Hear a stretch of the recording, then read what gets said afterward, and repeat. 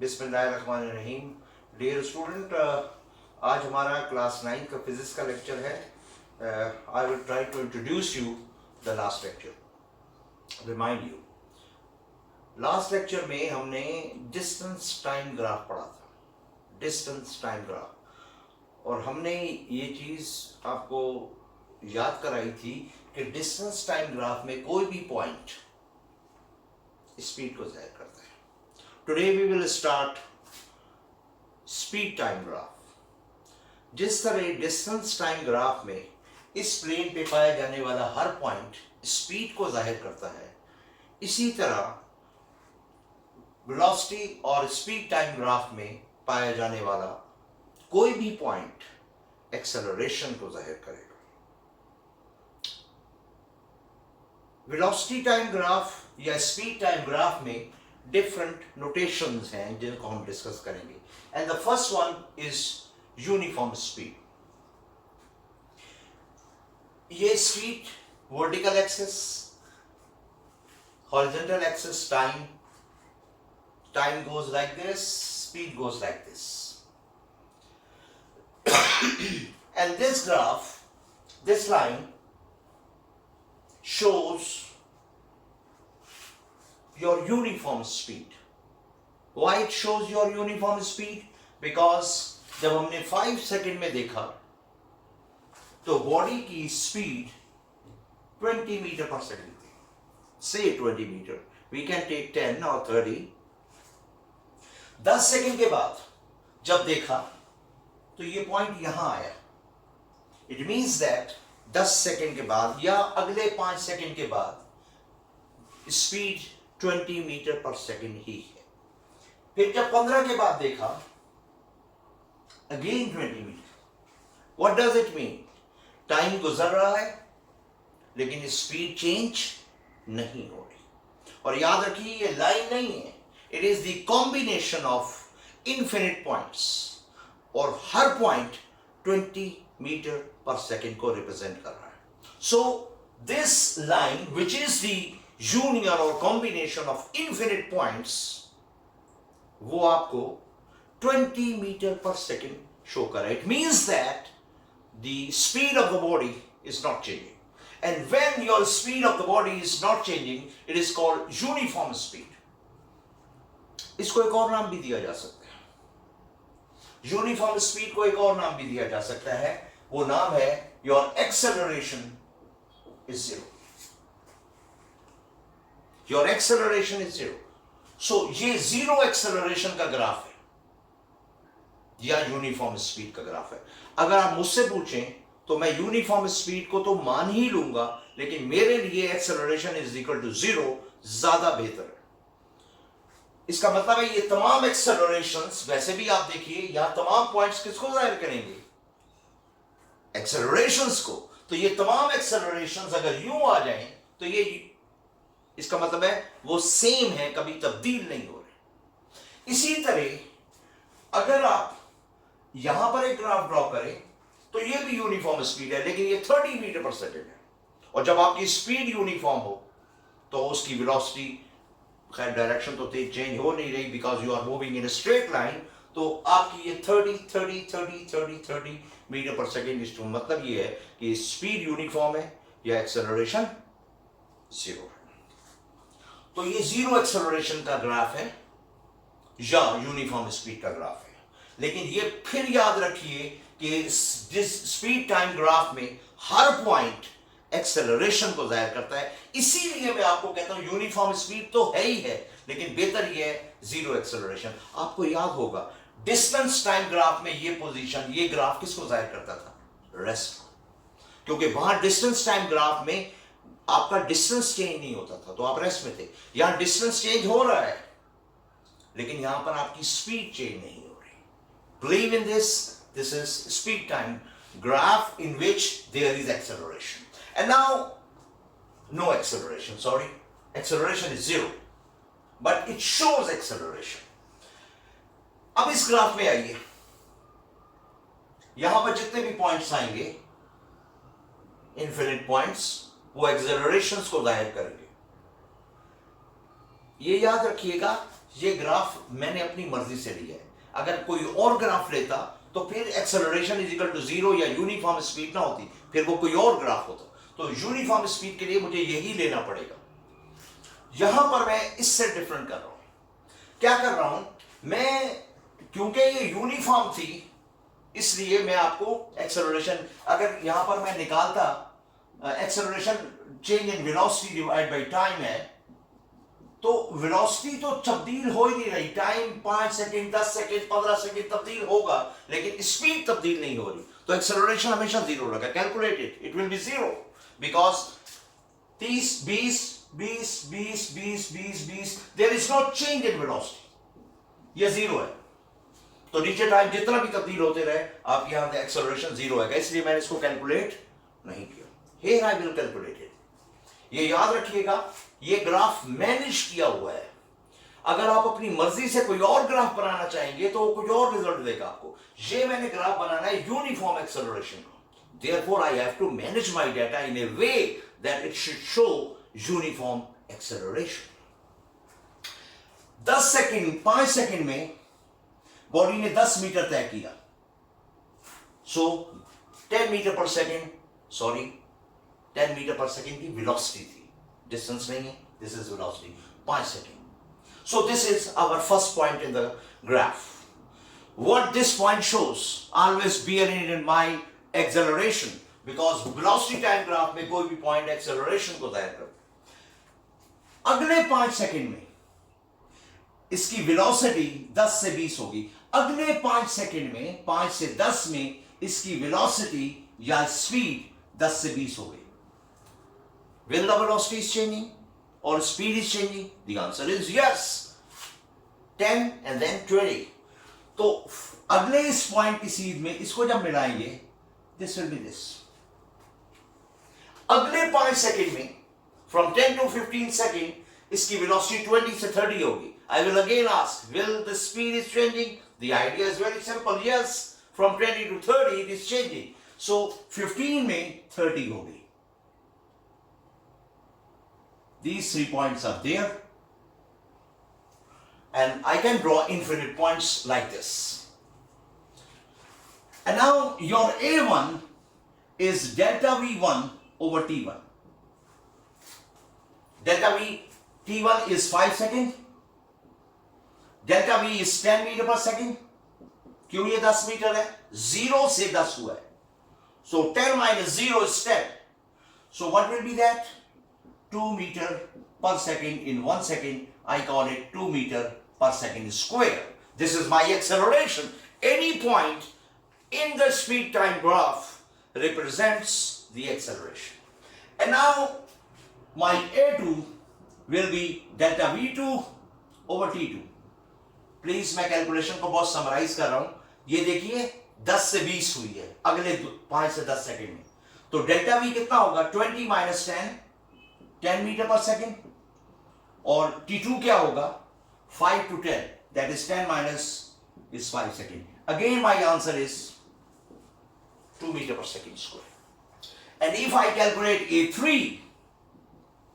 A3 is this, आपकी delta V3 change in velocity over time, ये आप T1 को डेल्टा T भी लिख सकते हैं। 20 से 30, not 20 से 30, yes 20 से 30 कितना चेंज हुआ? Final minus initial is the, और टाइम कितना आया? 5 seconds. What will be that? So what this shows to you? This shows to us that A1, A2, A3 are the same as 2 meter per second square. And what this condition represents, the physics, what this represents? Uniform acceleration. Uniform acceleration does not mean that the velocity is not changing. Uniform acceleration means that the velocity is changing, but its rate of change is uniform. Uniform acceleration means uniform rate of change in velocity. So this is uniform. 2 meter per second is changing in 1 second. The other idea is the variable acceleration. And you can draw it here. If I join this line, points, I haven't got a scale. So this is a uniform acceleration. What will be its magnitude? 2 meters per second square. I have already shown it to all of you in the distance time graph that what this line will be showing. This line will again be showing a uniform acceleration but less than 2 meters per second square. And this line will be showing a uniform acceleration but greater than 2 meters per second square. इसीलिए जब मैं इन तीनों लाइनों को, ये हो सकता है 1 मीटर पर सेकंड स्क्वायर हो, ये हो सकता है 3 मीटर पर second, I am not calculating it, I am just writing it, I am not calculating it, it can be wrong.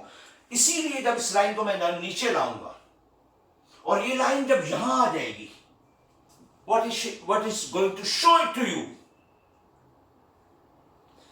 Uniform, but your body is at rest. Body at rest. Because its velocity is 0 meter per second here and it is not changing. If your velocity is 0 meter per second, it means that you are standing. And with the passage of time, time is increasing, but you are still standing. So, what will be your acceleration? It will be 0. So, ये rest है. लेकिन इसका A 0 है और 0 रहता है, इसलिए हम इसको यूनिफॉर्म कहते हैं. वेरी, आपकी बुक में ये नहीं है बात, इसलिए दो. और अगर मेरा ग्राफ यहां चला जाए, infinite acceleration, very quick, very quick. So हमारे acceleration क्योंकि normal रहते हैं, therefore we limit ourselves within this graph. Again, I will wind up this article by reminding you that any point within the distance time graph is the speed, and any point within the speed time graph is the acceleration. एक बात और भी है, अगर आप कहें sir what will be a variable acceleration, ये सारे acceleration uniform है, what will be a variable acceleration? This variable acceleration is not shown in your book, but I will say, okay, if this is 2 meter per second square, if this is 3 meter per second square, if this is 6.5 meter per second square, every time the velocity of the body is changing differently with the passage of time. Here the velocity is changing, but changing uniformly. So the velocity time graph will be like this, variable, not a straight line. Okay, I hope you get the speed time graph in the uniform speed, uniform acceleration and variable acceleration. As the variable acceleration is not included in your book, so I have just guided it to you that the velocity will change, but it will change differently in the same interval of time. Here the velocity is changing 5 seconds, 10 meter, 5 seconds, 10 meter, uniform change in equal interval of time. So this is this, and now we will prove the first equation of motion here using speed time graph. First equation of motion. You know that what is first equation of motion? It is Vf is equal to Vi plus Ad.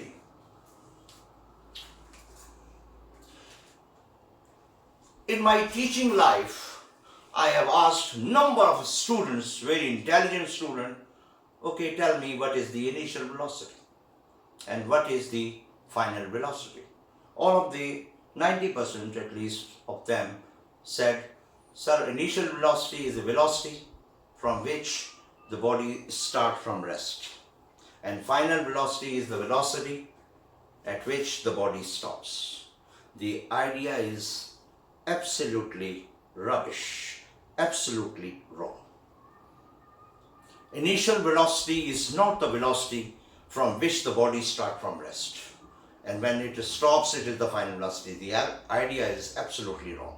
So you must bear it in your mind, what is the initial velocity? initial velocity is the velocity of a body when we start observing its motion. That's all. When we start observing and it start from rest, then Vi is 0. And when we start observing it is moving with 10 meter per second, then its initial velocity is 10 meter per second. And in your numericals of the book, in the example and the exercise, you will see Vi is 10 meter per second. So if the initial velocity is 100 meter per second, what does it mean? When we looked at the body and start calculating it, it was moving with 100 meter per second. And what will be the final? When we stops looking at the body. तो start करना और stop करने का ताल्लुक दो चीजों से है फिजिक्स में. एक है टाइम और एक है डिस्टेंस. जब आप स्टॉप वॉच लेके ऑन करते हैं दैट इज इनिशियल और ऑफ करते हैं दैट इज द फाइनल. या आप एक मार्जिन लाइन लगाते हैं, यार मैंने यहां से यहां तक मोशन देखनी है, तो यहां पर जो उसकी मोशन होगी velocity that will be initial और यहां पर final. Keep it in mind. Wonderful idea. You can ask your colleagues what is the initial velocity and maximum of them will be wrong. So initial velocity वो होती है जिससे हम उसको देखना शुरू करें. जैसे यहां पर ये इनिशियल है, ये स्पीड टाइम ग्राफ है.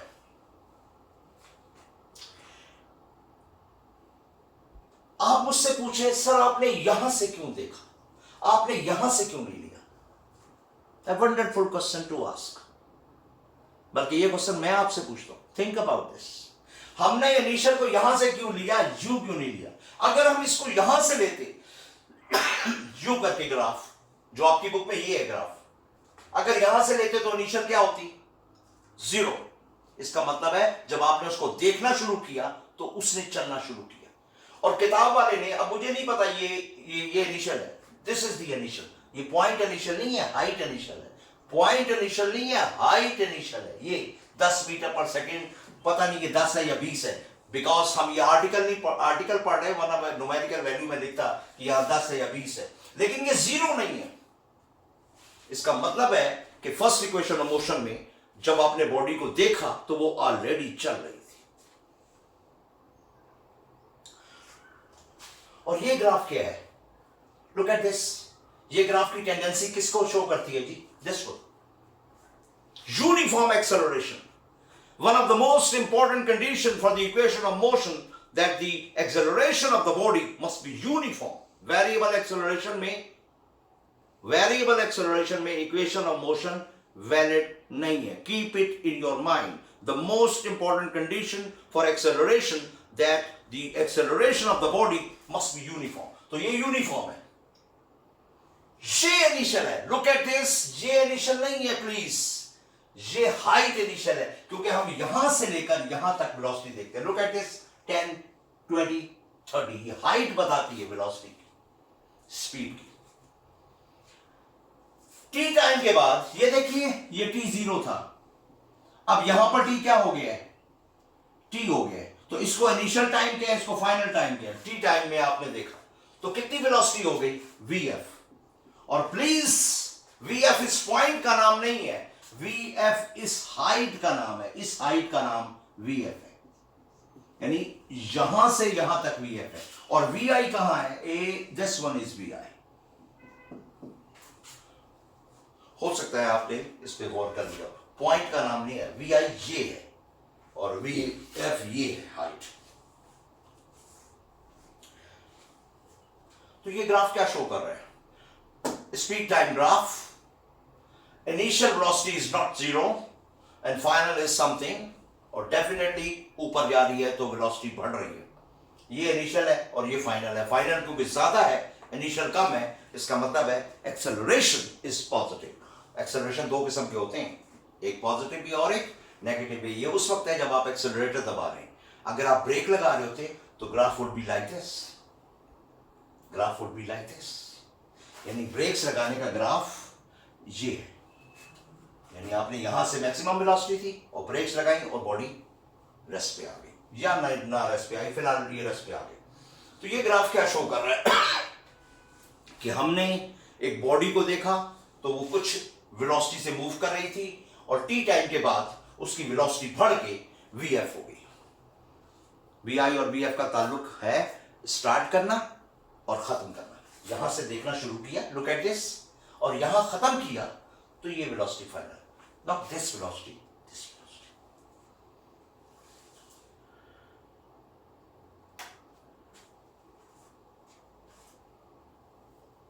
इस ग्राफ पर आपको थोड़ा डाइजेस्ट करना पड़ेगा। I hope you will digest it, क्योंकि यूनिफॉर्म है, क्योंकि ये ग्राफ यूनिफॉर्म एक्सेलरेशन है, लिहाजा इस लाइन का स्लोप, इस लाइन का स्लोप, किताब में कुछ कम है, मैं ज्यादा लिखने की कोशिश करूंगा। स्लोप ऑफ लाइन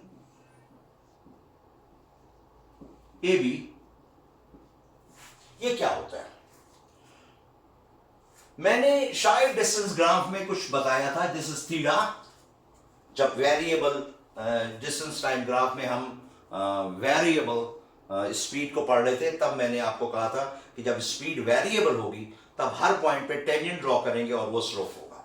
क्योंकि ये यूनिफॉर्म है तो लिहाजा एक ही टेंजेंट होगा यहां पर। ये खुद line, slope of a line, slope of A B line is what? चलिए इसको किताब से थोड़ा चेंज करते हैं। स्लोप मेरे हिसाब से जो मैथमेटिक्स है उसमें इस लाइन ने जो हॉरिजॉन्टल के साथ एंगल बनाया उसका टेंजेंट होता है। आपकी किताब में थोड़ा सा डिफरेंट है, वो मैं आपको बताऊंगा। वो डायरेक्टली कहता है कि slope of a line acceleration को जाहिर करता है।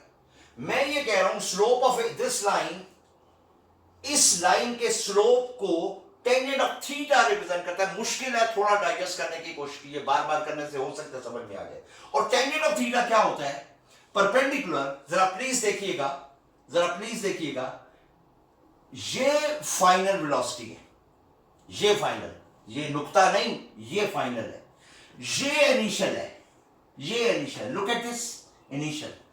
ये क्या होगी? आप कहेंगे फाइनल माइनस इनिशियल। फाइनल में से इनिशियल निकाल दो तो ये आएगा। In physics we call it delta V, change in speed और वेलोसिटी। याद रखिएगा ये डेल्टा वी है।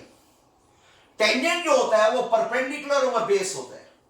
ये क्या है जी? Perpendicular which is delta V, और ये क्या है? बेस। और ये क्या है जनाब? हॉरिजॉन्टल पे यहां से यहां तक क्या है? T, total time. किताब में आपने उसने इसको डायरेक्ट ए कह दिया। ओके, ऐसे delta we over T is nothing but acceleration. आप इसको किसी भी तरीके से ले लें, and delta we is what? Final minus initial over T. याद रखिएगा, डोंट कंफ्यूज योरसेल्फ। ये डेल्टा टी भी है या टी भी है। इस टी को यहां ले आए, A T is V F minus V I, so V F minus V I is A D, and V F is V I plus A T. So this is the first equation of motion. और एक जाते जाते एक खूबसूरत point, believe in this, आप इसको घर में करें। एक असाइनमेंट दे रहा हूं आपको। इस ग्राफ को आप यहां से ना शुरू करें जो बुक में है, यहां से खुद करें। ये असाइनमेंट दे रहा हूं, आप इसको यहां से शुरू करें। ये ए और ये बी, बिल्कुल ये ए बी जो ऊपर है यहां लिखें, और फिर मुझे बताएं रिजल्ट क्या है। मैं आपको लिख देता हूं, आपके सवाल करने पे जवाब दूंगा, वैसे इसका जवाब नहीं दूंगा। अगर आप यहां रखेंगे और बिल्कुल तमाम वही काम करेंगे जो यहां की है, तो फाइनल जो आपकी इक्वेशन आएगी वो V F is equal to V I plus A T नहीं होगी, it will be V F is equal to A T होगी। And the common sense says why it is V F is equal to A T, because your V I is 0. Here your VI is not 0. देखिए वो बातें बताऊंगा जो books में नहीं है, तभी तो मजा आएगा. Here your vi is not 0, so it is vi plus 80. And here your vi is 0. So what will be your, this put vi is equal to 0 here. It will be 0 plus 80. तो vf is equal to 80. इसकी equation vf is equal to 80 आएगी. क्योंकि जब ये यहां आ जाएगी, look at this, तो यही इनिशियल है और यही फाइनल है. ये एक्चुअली फाइनल है, ये एक्चुअली सॉरी ये फाइनल है. Your initial is 0. तो जब आप डिफरेंस लेंगे vf माइनस vi का, तो vf है, vi तो 0 है. So the difference will not be there. जो इनिशियल थी वही फाइनल रही. vi इज 0. यस. तो आपके यहां जो vf होगी वही डेल्टा v होगी. तो ये आप करें, इसको ट्राई करें, सवालात करें मुझसे, इसको खुद करेंगे तो मजा आएगा. I hope you would like this lecture. Please channels को सब्सक्राइब करें, अपने दोस्तों को रिकमेंड करें ताकि वो भी इससे फायदा उठा सकें. Thank you very much. अस्सलाम वालेकुम.